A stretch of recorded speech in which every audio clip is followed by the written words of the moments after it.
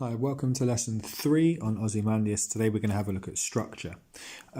So we're going to have a look at a couple of words from our versatile vocabulary. We've got malleable and dogmatic, and both of those are going to be pretty useful for us today.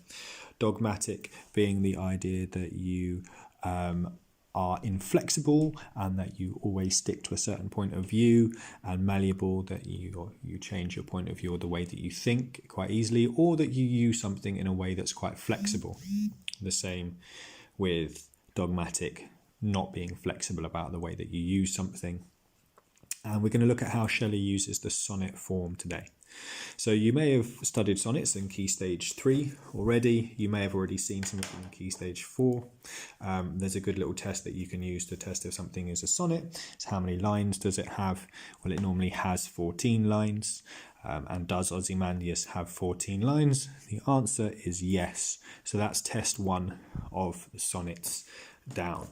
Okay, so if you're ever stuck and wondering what form a poem is, a good way to start is how many lines does it have? Is it in one stanza? Does it have 14 lines?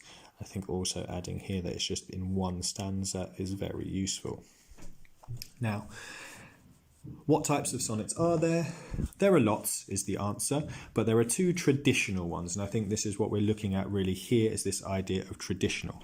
The first traditional one is the Petrarchan sonnet, and its line order is 8-6, and its rhyme scheme is A-B-B-A. Now, the interesting thing about Petrarchan sonnets is they are normally about love. They are normally about unrequited love, about a lover who does not love you back and therefore is unobtainable. You can't have them, you can't attain them. All of these ideas being quite important when looking at this particular poem. Then moving from Petrarch and the Petrarchan sonnet, we have what is known as the Shakespearean sonnet, or it's also known as the English sonnet. And that's ever so slightly different. Its rhyme scheme is A-B, A-B, and its line order is 4-4-4-2. Now these are the traditional sonnets and the traditional structures of sonnets that people write. Petrarchan and Shakespearean. And Shakespearean sonnets are about love sometimes, but they're also about life and death and big ideas. So sonnets have changed pretty massively from the traditional Petrarchan sonnet, which was an Italian sonnet that focused on unobtainable and unrequited love, to something that's far bigger with Shakespeare.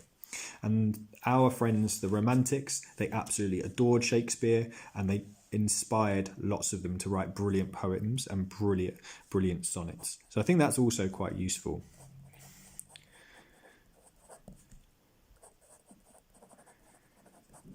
Okay, they felt that he was a genius, probably because he was a genius. So those are our 2 classic forms of sonnets. Now let's see, where does Ozymandias fit into that? What does Shelley do? What does he use? Does he use the Petrarchan form or the Shakespearean form? Well, the line order seems to be 8-6, pretty consistent with the Petrarchan. So we have some elements of that here, suggesting maybe there's something a little bit Petrarchan to what Shelley was getting at when he wrote Ozymandias. But then we look at the rhyme scheme, and it looks a bit similar to the Shakespearean rhyme scheme. It's A-B, A-B, A-B, A-B, but then things get very different in the middle of this poem. And he does not follow any either the Shakespearean or the Petrarchan form. So Shelley takes elements of both, but he doesn't conform to any.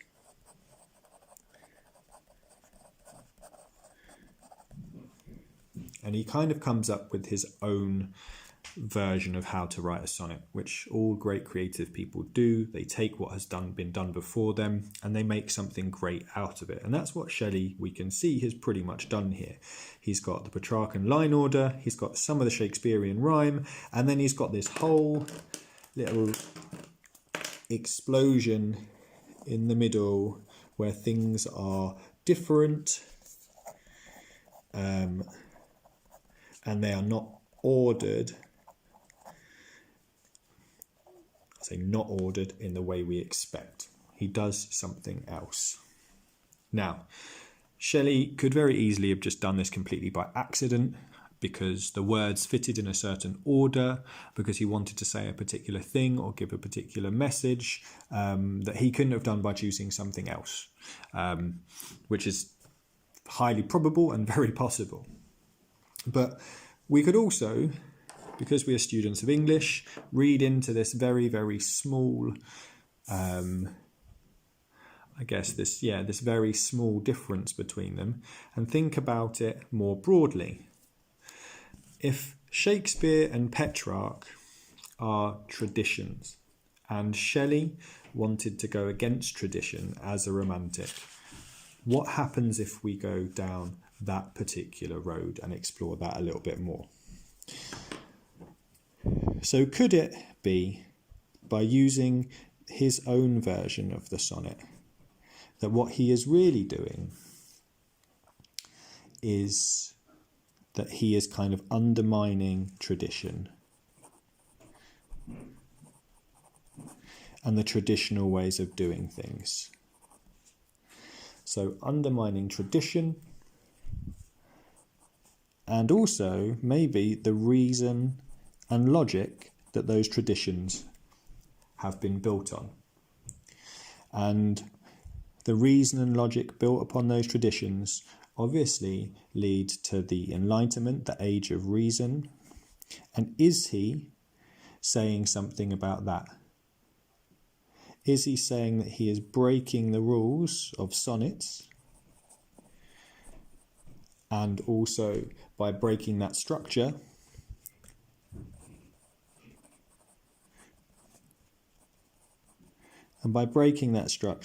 is he showing us that maybe we should break out of our reliance on rules and order too?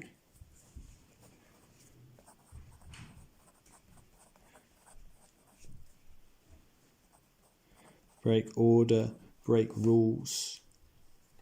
And is he trying to use this in a way that kind of subverts our reliance on logic and reason?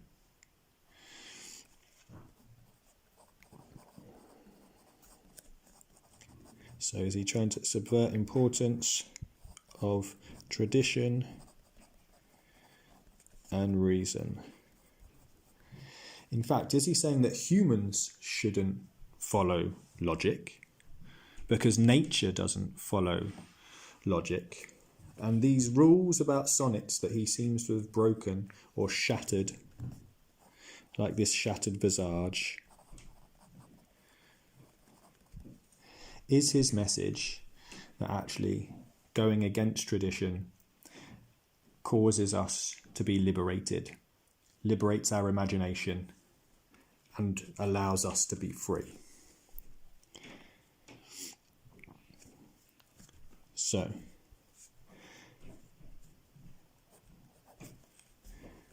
liberate imagination equals freedom. So it's not really chaos he wants, but he wants liberation. And is he trying to say, by using his own version of the sonnet and breaking with the traditions of Petrarch and Shakespeare, that only by breaking the order and breaking the rules, in the same way that he has shattered the structure of his particular sonnet, that is the path that we should follow? Now, there's a little bit more to this. And obviously people and societies like rules, and maybe we might even feel like we're imprisoned by logic and imprisoned by the age of reason. But as with most things, Shelley might be getting on to some other ideas here too. And the first one we'll have a look at is this one here. So we talked about the Petrarchan sonnet often being about love, especially unrequited love. Now, is Shelley getting at this idea that this self-love in Ozymandias is something to be mocked. A bit like Petrarchan lovers, a bit like Romeo is mocked for being traditionally romantic, almost like a Petrarchan lover himself. Is Shelley mocking Ozymandias and those like him? Mocking their pride and their arrogance. And another good word for arrogance is hubris.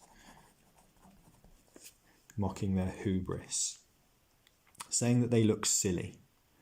Especially when you consider that there is nothing beside remains, this shattered visage. It's boundless and bare. All of their hubris is wrapped up in nothingness.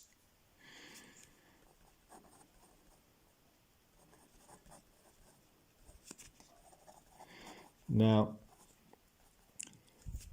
this could be quite a nice way of looking at it, because actually this immortalization that these tyrants desire is unobtainable, much like love that Petrarch felt was unobtainable, and it's certainly unrequited. So this immortalization, much like love,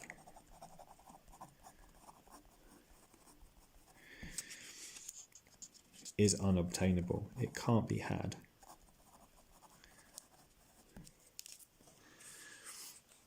Now, it might be that Shelley here, his message, is using what used to be quite a romantic form subversively, or to subvert that romantic form to say, to tell us this. It also may not be, but we can only try and work it out. So is he subverting this traditional sonnet to critique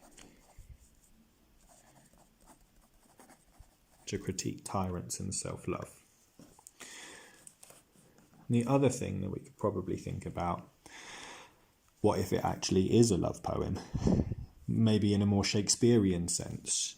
Is it a Shakespearean poem, sonnet, in the sense of those big ideas that Shakespeare tackles in his sonnets about life and death and love? And is in this sense, is it actually a poem about his worship of nature?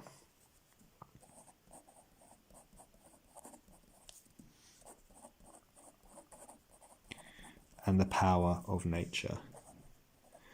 Using that sonnet form to do something almost traditional, but not quite.